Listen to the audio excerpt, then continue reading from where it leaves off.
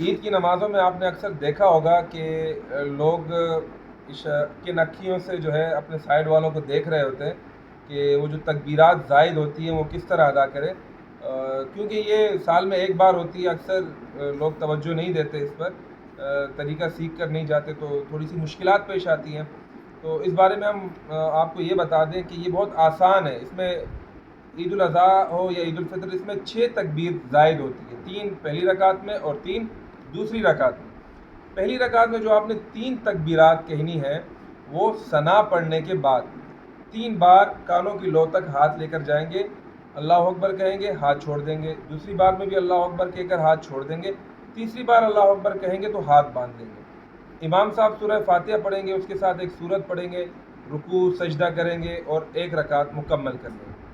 اس کے بعد دوسری رکعت میں امام صاحب سورہ فاتحہ پڑھیں گے، اس کے ساتھ دوسری سورت پڑھیں گے، پھر یہ 3 زائد تکبیریں اس کے بعد کہنی ہیں۔ ایک بار اللہ اکبر کہا، ہاتھ چھوڑ دیے، دوسری بار اللہ اکبر کہا، ہاتھ چھوڑ دیے، تیسری بار اللہ اکبر کہا، پھر ہاتھ چھوڑ دیے، اور جو چوتھی تکبیر ہوگی وہ رکوع کے لیے ہوگی۔ تو چوتھی تکبیر کے ساتھ رکوع میں جا کے باقی اپنی نماز پوری کر لیں۔